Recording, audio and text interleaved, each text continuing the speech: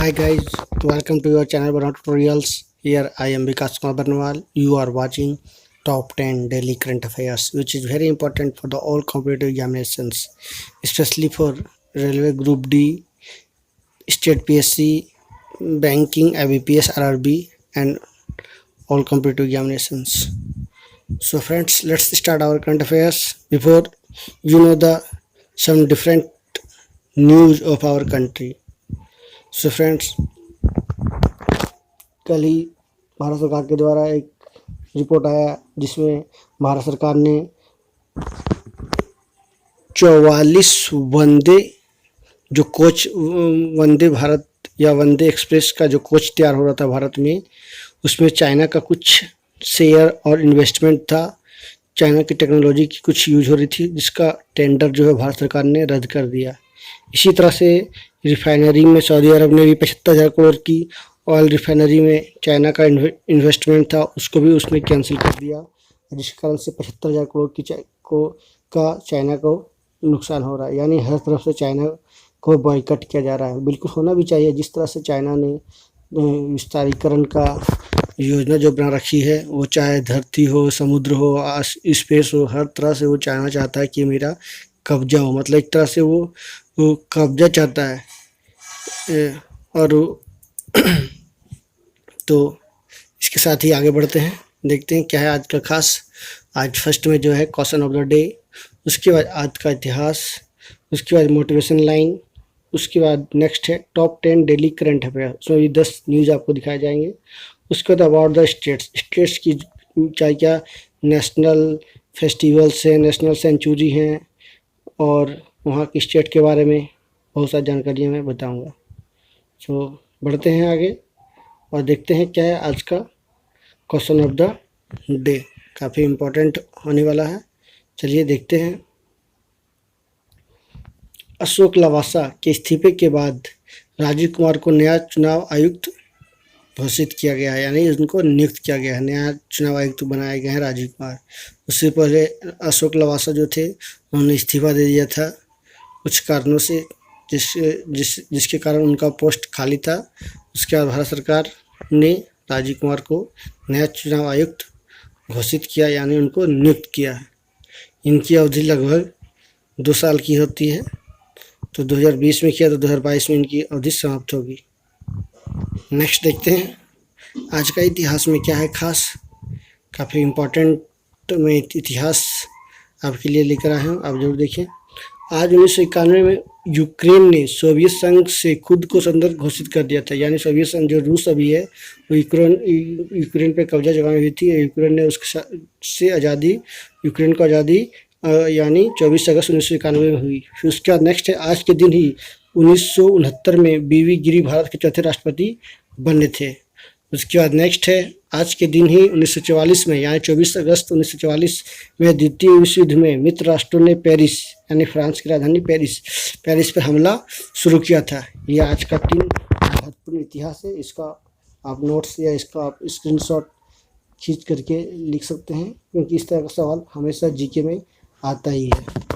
तो राष्ट्रपति के बारे में बताया गया है कि चौथे 4th नंबर में राष्ट्रपति कौन थे, बीवी गिरी। इंपॉर्टेंट क्वेश्चन निकल गया है ना। यूक्रेन कब आज़ाद हुआ सोवियत संघ से, तो 24 अगस्त 1991 को हुआ। चलिए नेक्स्ट देखते हैं क्या है आज का मोटिवेशन लाइन, जानते हैं। अपनी पहली सफलता के बाद विश्राम मत करो, क्योंकि अगर आप दूसरी बारे में असफल हो गए तो बहुत से ओंठ यह कहने के इंतजार में होंगे कि आपकी पहली सफलता केवल एक तुक्का थी। ये डॉक्टर APJ अब्दुल कलाम के द्वारा जो सुपर लाइन लिखा गया है, बिल्कुल सही बात है। लोग जो है समाज के बहुत ही ताना बाना देते हैं, बहुत सारी बातें डिस्कस करते हैं। उसी को देखते हुए डॉक्टर APJ अब्दुल कलाम ने ये बातें कही कि आप अपनी सफलता विश्राम मत करो, दूसरी के लिए आप तैयार रहो, मेहनत करते रहो, स्ट्रगल करते रहो, क्योंकि लोग उनका जो वोट जो है इंतजार नहीं करेगा, वो कुछ ना कुछ बोलते रहेंगे और यही कहेंगे कि आपने का ये जो तुक्का था, आपने तुक्का मार के फर्स्ट एग्जाम अटैम्प्ट करके निकाला है। तो उसको दिखता नहीं कि उनके कितने पीछे कितनी मेहनत है लोगों की। चलिए देखते हैं आज का पहला क्या है करंट अफेयर्स। एशिया का सबसे बड़ा बैम्बू रिसर्च सेंटर महाराष्ट्र के चंद्रपुर में, जिसमें 250 टन बांस का इस्तेमाल 1500 लोग 76 प्रोडक्ट बना रहे हैं। तो ये एशिया का सबसे बड़ा बैम्बू रिसर्च सेंटर है महाराष्ट्र के चंद्रपुर में, जहाँ पे 250 टन का बांस का इस्तेमाल हुआ है। 1500 लोग उसमें काम कर रहे हैं, उसमें से लगभग 1100 से 1000 लगभग महिलाएं हैं और 500 स्थानीय लोग हैं, और लगभग 76 तरह के प्रोडक्ट बना रहे हैं, फ्यूल बना रहे हैं, जैकेट वगैरह बना रहे हैं, बहुत सारी चीज़ें बना रहे हैं। कॉस्मेटिक्स है, सॉरी कॉस्मेटिक्स नहीं, डोमेस्टिक आर्टिकल्स वगैरह हैं बना रहे हैं। लंदन में भारतीय राजा महाराजा दुलीप सिंह के बेटे प्रिंस विक्टर अल्बर्ट ने दिलीप सिंह का आलीशान महल 152 करोड़ में बिका है। ये करोड़ जो है इसको मिस्टेक से हो गया, 1 करोड़ में बिकेगा। जो महाराजा जो थे भारतीय महाराजा दिलीप सिंह, उनका बेटा का अल्बर्ट ले दिलीप सिंह का आलीशान महल जो है 152 करोड़ में बिकने वाला है, उसकी नीलामी होने वाली है। नेक्स्ट देखते हैं, चीन को 75,000 करोड़ का झटका देते हुए सऊदी अरामको ने सऊदी की कंपनी अरामको ने रिफाइनिंग प्रोजेक्ट का करार रद्द कर दिया। जो एग्रीमेंट हुआ था चाइना के साथ में रिफाइनरी में, उसमें उसको टेंडर उनका रद्द कर दिया, जिससे चाइना को बहुत बड़ी झटका लगी है। आगामी नुकसान देखने को चाइना को मिल सकता है। नेक्स्ट देखते हैं, दक्षिण अफ्रीका के जैक कैलिस, पाकिस्तान के जहीर अब्बास और ऑस्ट्रेलिया के महिला कप्तान लिसा स्टाइलनेकर को आईसीसी है, आरसीसी लिखा गया है, आईसीसी हॉल ऑफ फेम में शामिल किया गया है। इसको सुधार सकते हैं, कुछ तरह का टाइपिंग में मिस्टेक हुआ है, तो आईसीसी हॉल ऑफ फेम में शामिल किया गया। ये सवाल जरूर पूछ सकता है। इस बार खेल रत्न 5 आदमी को मिला है। उसी तरह से आईसीसी हॉल ऑफ फेम में दक्षिण अफ्रीका के, पाकिस्तान के और ऑस्ट्रेलिया खिलाड़ी को दिया गया है। नेक्स्ट देखते हैं, असम के मुख्यमंत्री सर्बानंद सोनोवाल ने गुवाहाटी के ब्रह्मपुत्र नदी पर रोपवे का उद्घाटन किया है। नेक्स्ट देखते हैं क्या है। नेक्स्ट, सूचना एवं प्रसारण मंत्री प्रकाश जावड़ेकर ने फिल्मों और टेलीविज़न धारावाहिकों की शूटिंग शुरू करने के लिए मानक परिचालन प्रक्रिया की घोषणा की है। बिल्कुल सही बात है, होनी भी चाहिए।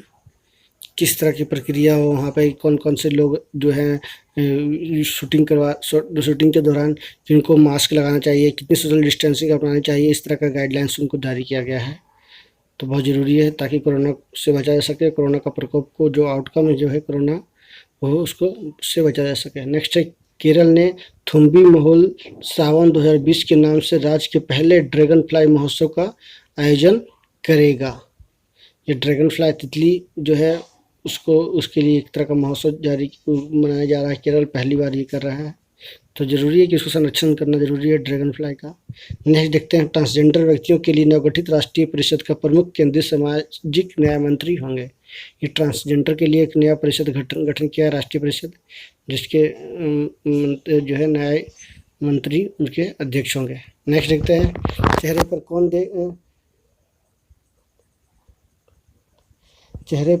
देगा, तुर्की ने काला सागर के प्राकृतिक गैस के सबसे बड़े, कुछ लाइनें मिस्टेक हो गई है। देखिए नेक्स्ट क्या है, तुर्की ने काला सागर में प्राकृतिक गैस के अपने सबसे बड़े भंडार की खोज की है। कुछ टाइपिंग में मिस्टेक हो गया है, सॉरी फॉर डेट, आज कुछ टाइपिंग में मिस्टेक हो गया है। सो नेक्स्ट टाइम से मैं बहुत ही ध्यान दूंगा।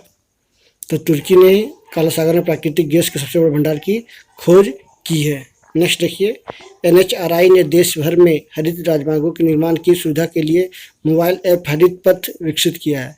इसके माध्यम से जितने भी हरित पथ हैं उसका निर्माण, उसका देखभाल, कहाँ कौन कौन से NH में हरित पथ इसको बनाया गया है, उसके लिए बारे में डिटेल से जानकारियाँ मिलेंगी। सो दोस्तों, आज का अंक में ये टॉप 10 करंट अफेयर था। उसके बाद आगे चलते हैं स्टेट्स न्यूज।